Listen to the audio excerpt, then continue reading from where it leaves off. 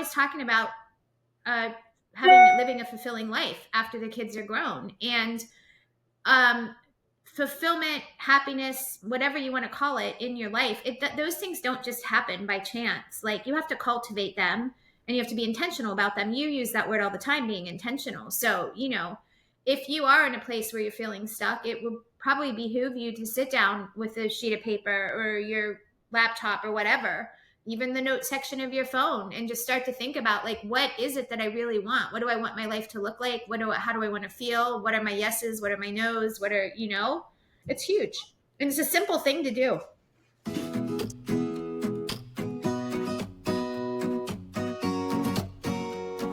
Hello, everybody, and welcome back to another episode of Life After Kids with Doctors Brooke and Lynne. I'm Dr. Brooke.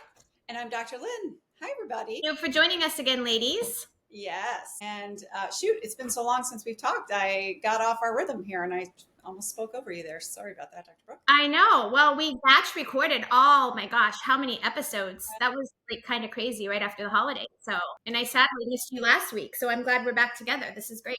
Yep. So we're switching it up a little bit so that we can keep everything fresh and bringing it to you in a timely manner, which I kind of like. I'm excited about that. So this week, our topic is, we just wanted to do a light and fun topic. And we are going to just have a chat about all of the weirdly specific things that are fun about midlife. We're always talking to you guys about reframing and thinking about positive. So this week is a conversation about all of the little things that we look forward to now that our kids are leaving home. Yeah. I like this topic. I like to talk about fun things, and we're keeping it light. So that's good. What do you got? What are you excited about? I started out with a question. So what's one thing you never thought you'd get excited about, but now it totally makes your day?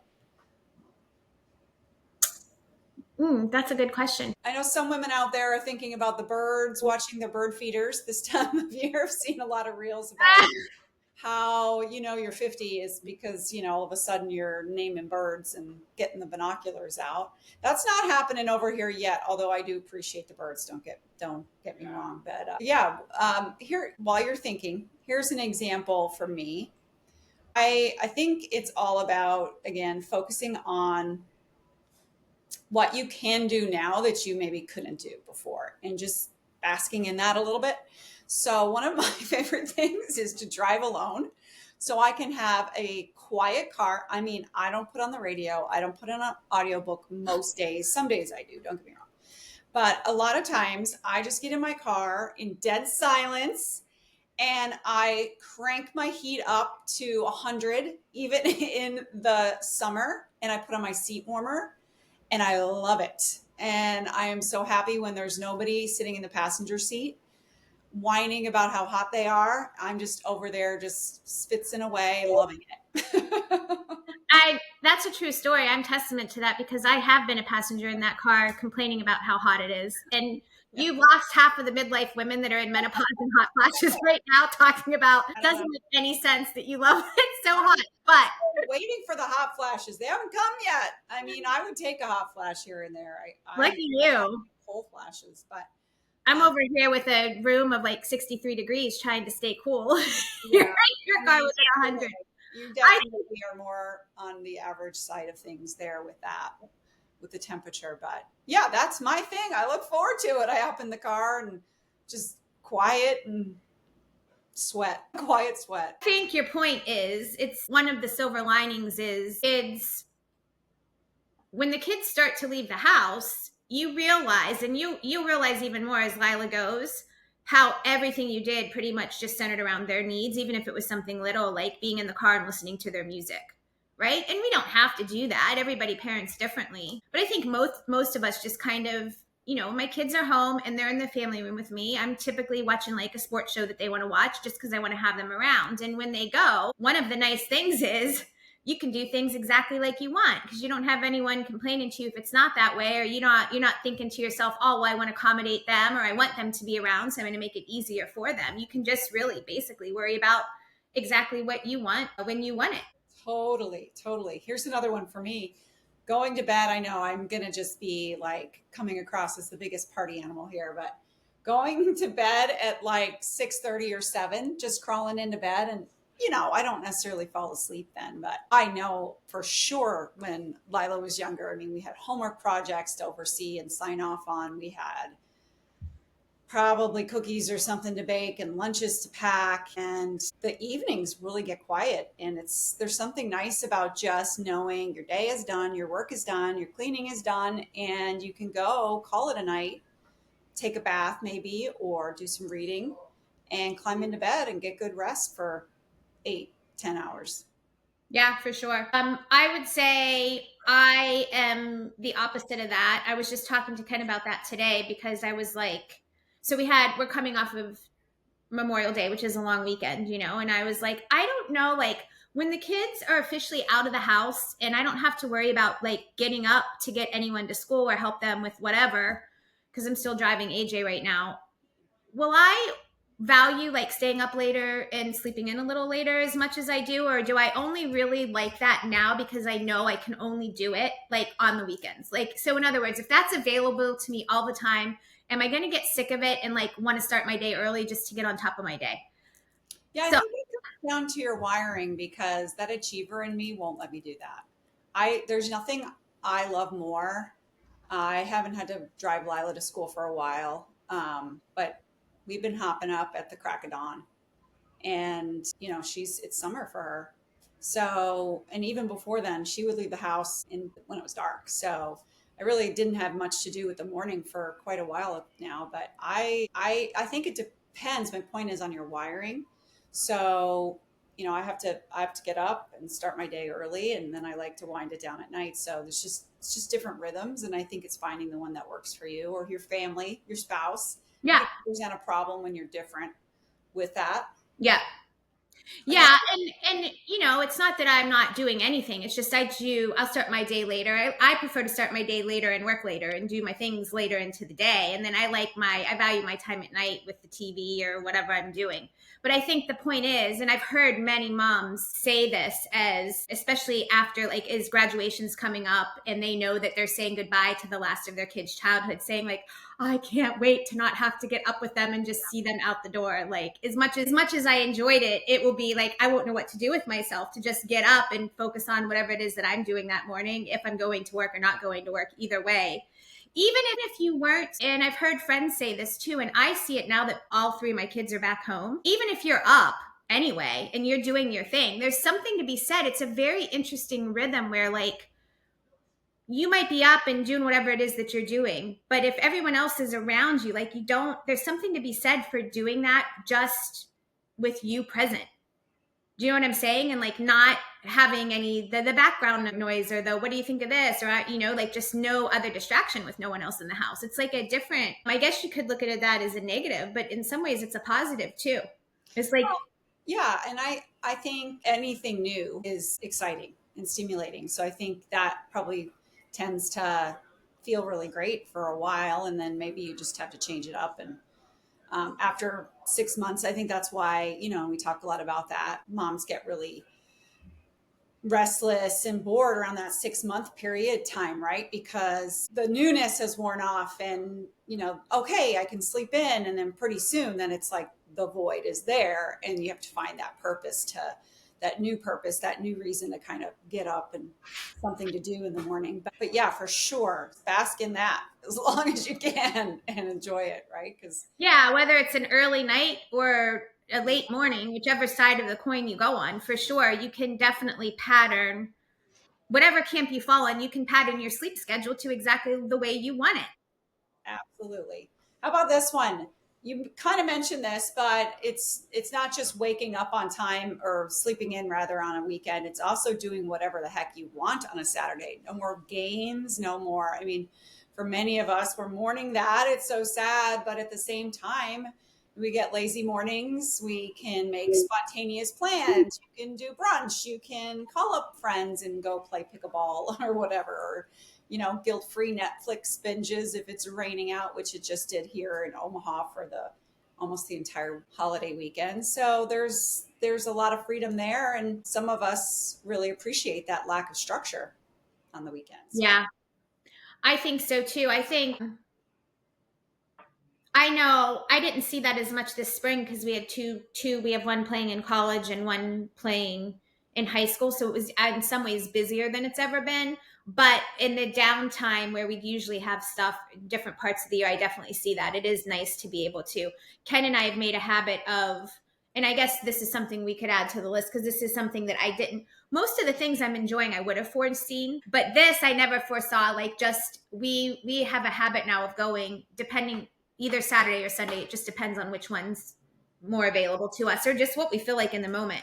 Going to like our favorite cafe for breakfast and coffee, which is really nice, which we had not done in the past, you know? So I mean, and here's the thing though, we probably could have done that as the kids got older. I mean, I guess they had sports and things like that, but I think it's just now that things are winding down, we're even on a subconscious level being more proactive about that and finding those things because the activity or the interaction with the kids, even if they are in and out or home, is not as much because they're doing their own thing. Yeah, I think on some level, we always wanted to keep our schedule open to even for small dates like that, because we knew on some level we needed to make ourselves available for them, right? There were things going on.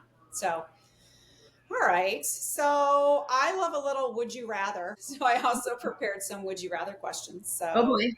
well, yeah, because this is, I don't know, this is a fun topic. Would you rather, talking about hot flashes, never have another hot flash or, ooh, never gain another pound no matter what you ate? Like that one's not fair.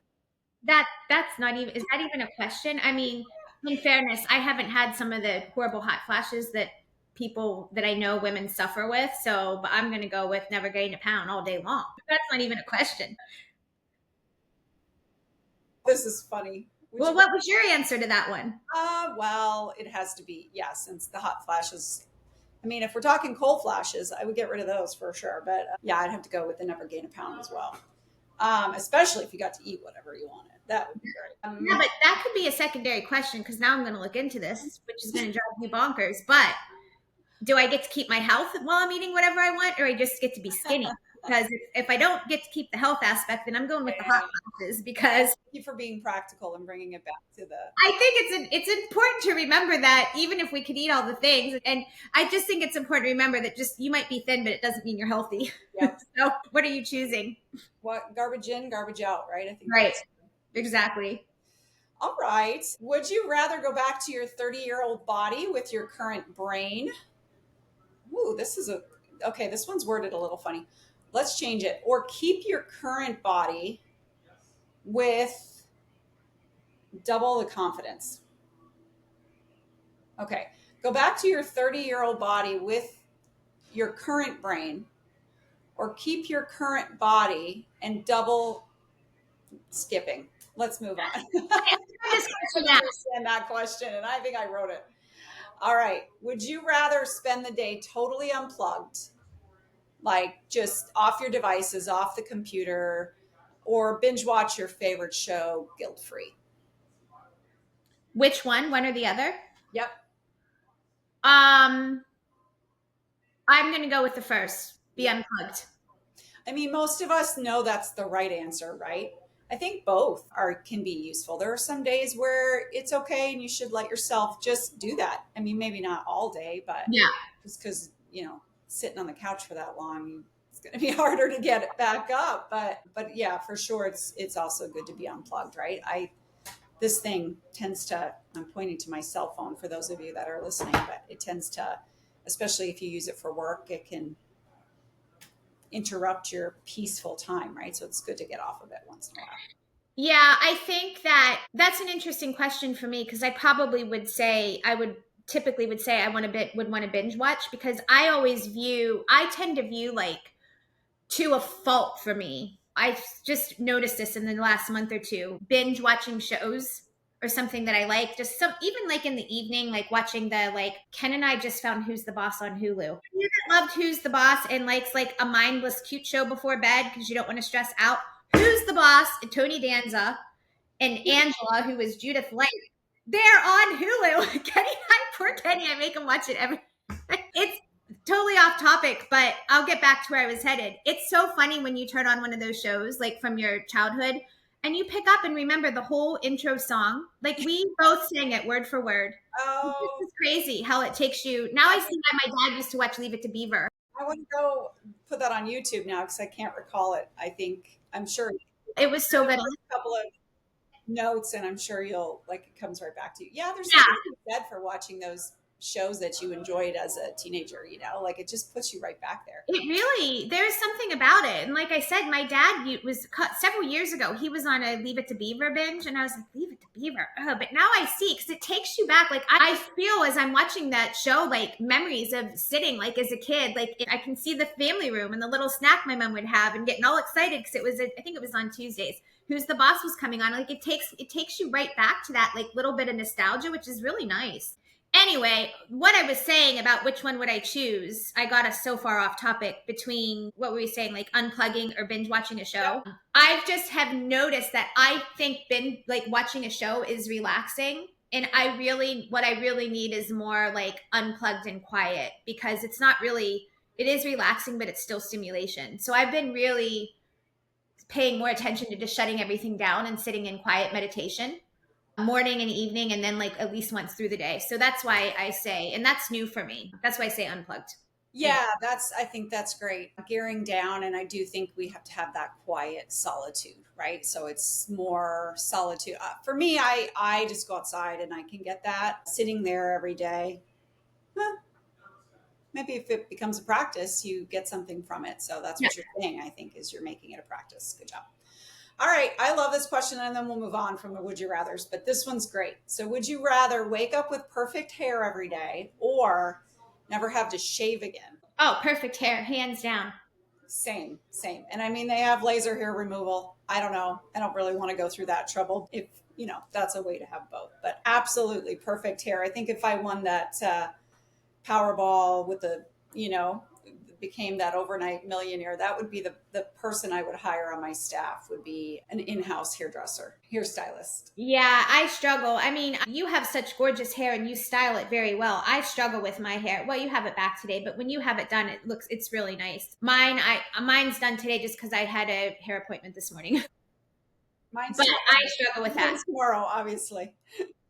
See, we're just a little bit off schedule. And plus, I've never done like waxing of my leg. Like I don't, for me, I'm like, it takes you 5 minutes to just do a quick shave of your legs. What's the big deal? Like, yeah, well, I do think it's more thorough. So shaving, to me, it's always like, especially, I don't know, we're kind of getting girl talk here, but this is all girls. You can relate, but like in the bikini line area, like having that waxed is helpful because it really just, yeah, get those. You're not out on the beach and you're like, oh, missed one there. Especially in summer. Plus, aren't you like, if I remember correctly, you can shave your legs like dry. Me, yeah. Which that makes no sense. Like if you can do that, I've never heard of a person that doesn't need like a lather or a something. Yeah, I don't usually do that with my legs because even though I could do it, it's not, I don't know. I must have like some sort of bionic skin. I was thinking about that today. Like I don't really have sensitive skin. I usually do like armpits dry, but I will tend to shave my legs in the shower. Yeah, because you're just because I'm in there and I'm because of ease, but you wouldn't have to, which is to me is like I'd have razor burn out the wazoo, like it would be insane. Yeah. So, but if you could do that, that makes it easier too. Anyway, I'm sticking to my beautiful hair. Yeah, but me too. Before you get off this topic, though, go back to that question you were fumbling around on because it's a really good one, and I've heard it said before on it just reworded better, right? So, would you rather be your age? Would you rather go back and be 30 and have your perfect body? What? It's kind of like, would you rather keep your youthful body or your youthful brain? Which one's more important to you? This is the gist, right? Or keep the confidence you have and have your sane body. So it's essentially like, would you turn back the clock if you could? Yeah. Physically versus mentally?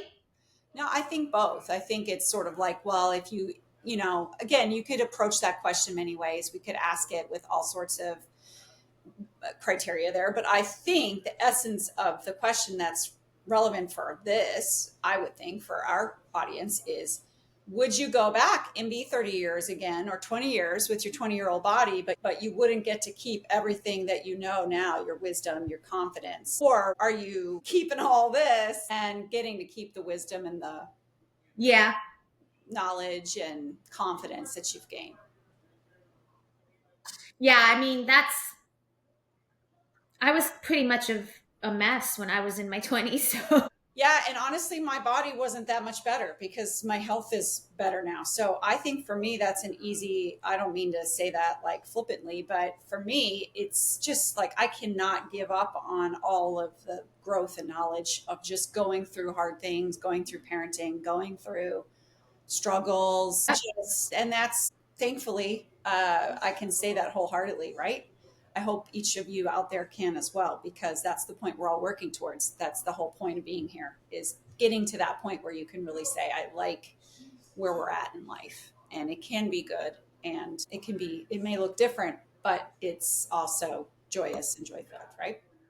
yeah, that's huge. I mean, you just hit the nail on the head. That's the joy of midlife, right? If you can really get to the perspective and mindset of, I would definitely not go back and trade the wisdom that I've gained and the struggles that I've been through because of what it's taught me and my perspective on life.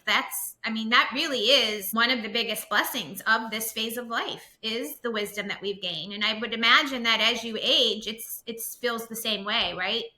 Till you Amen. get to the point where you're out of touch and going, I can't keep up with you kids anymore. When we're like 100 years old. I know I buck against that, and whether or not that's realistic, I enjoy doing that, and I enjoy teasing my daughter with that and try to say all the sayings, which she gets horribly embarrassed, and I make myself look like a terrible fool. But it's fun. So yeah, I agree. So just acknowledging how beautiful this age is, I would not go back. And back to our beginning of our conversation, just finding joy in the simple things. We've done many conversations about that. Today was just a lighter slant on it, like enjoying your coffee while it's hot, not having to drink it always when it's cold, right? So make sure we're noticing and celebrating our own tiny, delightful moments, right? Yeah, I mean, that's a big beauty in this part of life, is we get to do things our way if we want to. Yeah, doing things our way. Well, what about not doing things? What about things we are happy to stop doing at this age in midlife, now that our kids are grown? What's something you used to do all the time that you're now just like over and done with? I've always hated, don't like, I don't want to get like mean messages like, how could you say that? But I really don't like driving, and I don't like I showering know this. children around. Yeah. And now, in fairness, my kids and my husband know that, so he does most of the driving when they need to go somewhere, which is really a luxury for me because I just can't. I don't tolerate it well. The bonus of that though is always when they're in the car, they tend to be more chatty. Although my boys not so much. They want to put in their headphones and just they're not. I'm not getting a play by play of their day like Lila would give to you. But I do not miss toting kids around all over the place. And honestly, I don't miss at all planning like birthday parties. Ah, Now we have one coming up for AJ, a big one, but it's different when they're older because you don't have to do as much. I do not miss like we always did the traditional, like they're going to like a trampoline park or like laser, and then you had to get like this stupid favors that they all throw away anyway, and it's all garbage. Like, I don't know that you did that, but like, I'm so glad to be over that phase. I'm glad to be over the phase of having to go and sit there with them. Somebody else's party. That sounds mean, but like that, those are things. No, I don't miss right. that. That was one of mine, pretending to like things that we don't actually like. So Yes. pretending to like planning parties when we really don't want to. It's totally fine.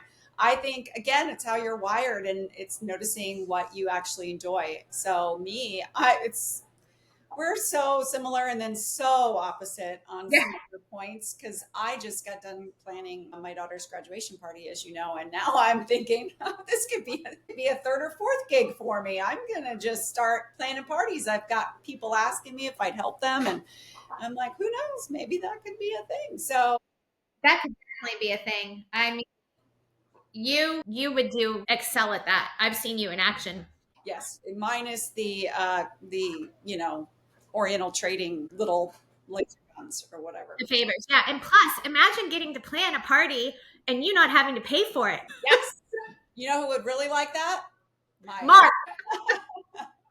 All right, here's one I'm over: wearing uncomfortable clothes. wearing what? Shoes, wearing uncomfortable things, wearing things that are Uncomfortable? not comfortable. Oh, I thought you were saying you were done with wearing comfortable clothes. Like you didn't No, have. we're done with wearing uncomfortable clothes. So I love the heels. I'm not going to say goodbye, but how happy am I? And I'm wondering if you all feel the same with the kitten heel trend, right? It's just a little bump on the back, but it's not going to fatigue your back and it's not going to throw your spinal alignment all out. And you still look Yeah. cute. You still have a little raised calf, but we're not in and you know what? I could never walk in those things anyway. So I just looked like a total like deer on trying to wear those fancy shoes. And if I'm embarrassed to say how much money that I've spent on many pairs of them that are up in my closet, and they look beautiful sitting there, but I think I'm over wearing them. Yeah, they're not. It's so funny. I think it is exactly what you're talking about. I was literally just talking about this because we just recently, my husband's always been a big golfer, but he kind of had to put it on the back burner because the kids were not, and he didn't want to, spend a day away. That was just him. No slouch, whatever. That was just his choice that he made. He didn't want to spend a Saturday or Sunday away. Well, now all the kids are golfing. And Ken's in heaven because everybody wants to golf with him. And they're like, actually now to the point where he's like, guys, I have to work. Like, I can't come home on a random Thursday at 2 to go golfing with you. But anyway, we joined this golf club. And in Massachusetts specifically, and I think most places, but this is like the most strict club that I've ever seen as far as what you can and cannot wear.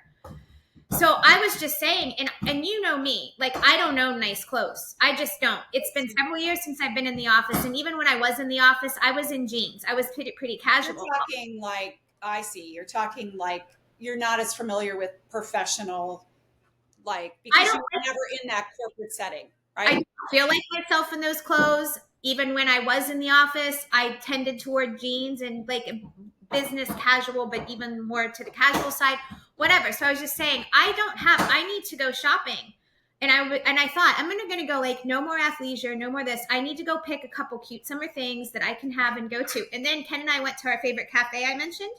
And I'm walking out the door, and in walks this adorable lady around our age in the cutest two-piece matching sweatsuit you've ever seen. And I was like, screw it. I'm back to athleisure because I can't be bothered. I'll wear the same two dresses over and over again, and everyone's going to have to deal because I don't want to do it. No, it's here. I mean, athleisure is here to stay, and it can I show hope. up in those situations. And there are people that can pull it off in the boardroom. I don't know if, well, luckily we're not doing that this week, so we're okay. But I would think in a club setting like that, you'd almost be out of place if you weren't wearing that. You know what I think is really cute? They're like, well, the tennis skirt is really big right now, but also they're like one-piece dresses that have either the pleated skirt or the A-line attachment and they have little shorts underneath, so it's like a skirt. Yeah. You can put a tie sweater around like a cable knit sweater or something light linen, and looks so pulled together with a little visor or something. I mean, depending. It sounds like at a club you're going to be right by the pool or outside or. Well, the problem is when we go to dinner there or you go inside, you cannot wear. Oh, yeah. You have to like dress.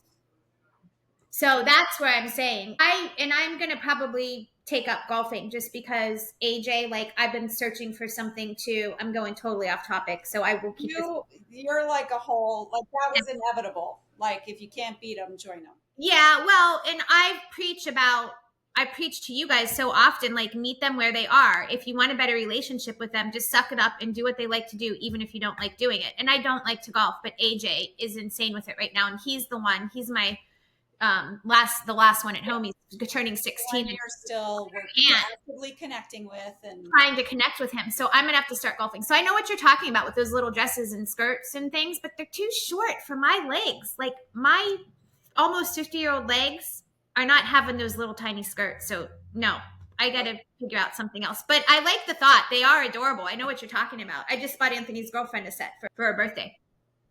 okay. Anyway, yeah. So no uncomfortable clothes, no underwire bras. They're not good for you anyway, ladies. And they sure as hell don't feel good or feel comfortable. Do you have something that you like? What are you wearing? Please share, because I've been on that too, and I can't find like what. How do you find a bra? I saw it. I saw an ad for one, and I'm not. We obviously I sure don't wish make any. I could reach under and look at the tag that I have on right now, but I can't, obviously, because I'm going to flash those of you guys that watches. Yeah. But you know what? I will text you the name of it, and you can link it in the show notes, because it has changed my life. Because I feel like sports bras are really not great for your digestion, because they sit so tight across, all the way across, because they're designed to like pull in and up. If you can find one that fits you great. But usually, like, wearing them all day, it's not great for your digestion. As I said, it doesn't allow the food to like kind of move down well. So the one that I'm wearing, I really like. It has good coverage, as far as it doesn't need to be padded, but it doesn't show any bumps or, things through. It's pretty, thick, I Yep. guess.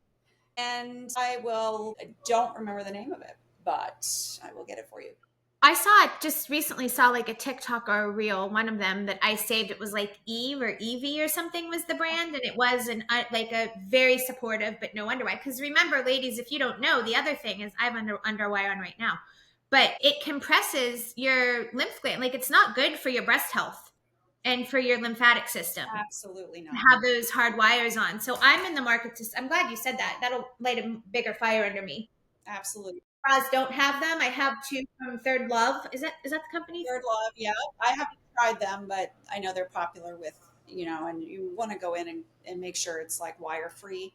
Because, Yeah. and again, check me on this, guys. Anything that you hear on the internet is not always true, but I had read, and it makes a lot of sense, that wire is a conduit for electricity. And so, it can heat up, and it can just be doing things to the breast tissue that you don't really need to invite in. No.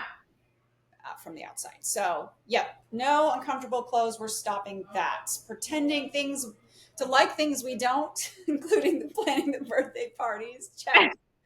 Check. How about overscheduling every single day? Right? Overscheduling. I still have some friends that I look at them and I just go, girl, when are you gonna realize? But I honestly think they're addicted to it at this point. Like, I have one friend, and she has 3 kids, and good on her. And I love that. And I only have one, so maybe it's different. But wow, she packs in her week, because they're all doing different club sports, and they're going here, they're going there. They can't ever. They got to have the grandparents' help because of the schedule. So some of that is directed by your kids, and gosh, if that were me, I would want my kids involved in all of those things. But just in general, our days at this phase should be winding down gears a little bit and leaving some gaps and spaces for us to have some solitude, or to be unplugged, or to move our bodies, right? Hopefully. Or clean a closet, as you would do. Yes, as I would do. It is very nice. I'm not quite there, but I'm really seeing like life open up a little bit here. It wasn't that way for the last 3 months, but when lacrosse season started, but before that I was seeing more of that. It is actually I think once you start to come to terms with that chapter of my life is over and I'm moving into this new chapter. Once you can come to terms with that, sort of mourn that loss, you will start to see like a lot of good things, including the things that you get to say goodbye to. I love it. How about this? Doing things just to keep the peace. Can we stop doing that? And one thing that I've noticed is that just sort of came automatic. I did that my whole life. Many of us grew up in homes where we were mediators at times, and we're mediators between our kids and our husband or at work, or we just tend to be in that role of peacemaker. And something happened for me when I turned, I don't know, about 47 or 48, where it's like that switch got flipped. And it was like my default that like got reset. The factory settings just came along, and now I just don't even have it in me to not speak what I think. And interestingly, before I felt like there was a lot of maybe more inauthenticity in my relationships, like less connections. And as soon as that switch gets flipped, and you sort of, when you're in a conversation and it isn't like, oh, yeah, I think that too, or yeah, no, I get it, I understand exactly what you're saying. Now it's more like, oh, really? I don't know. Like, tell me more. Like, I'm not disagreeing with you, but I'm not seeing that. Or I'm not immediately jumping to keep the peace, or it's okay to be a little bit uncomfortable in that disagreement. Yep. Right. And I would say that what I've noticed is that actually, ironically, will bring you more connectedness and more closeness overall when you do that, because it's you, it's authentic, and people can sense that. Right. And you're probably drawing yourself to and drawing others to you that want the same and also sort of resonate with who you really are, Yeah. which is huge in this phase of life, especially. Huge. Apologizing for things that don't need apologizing. I've got this list here. So this reformed Canadian can say sorry a lot, but it is. We do need to apologize where we mess up, but if something's not our fault, we also don't need to apologize for that. And that's good to let go of at this time of life as well. Yeah, that's a tough one for me. I lead all the time with I'm sorry, but and then I'm catching myself more and more like, why am I saying I'm sorry? I didn't do anything wrong. Yeah. That's just like a go-to for me. Yeah, because I do think it's good to just, everybody in every situation co-creates a part of it, whether or not, if you were a party in that situation, it's good to take personal responsibility. I always think it's just easier to say, you know what, I apologize for this, this, and that. But I Yeah. think that what you're saying, and I'm agreeing with you, is don't voluntarily bring on something that and apologize for it, like Sure. especially not energetically or emotionally. Don't bring that on. You should not feel guilt if you didn't do something Right. right, if you didn't play in. Yeah. How was this conversation? I mean, we're keeping it light. I think so.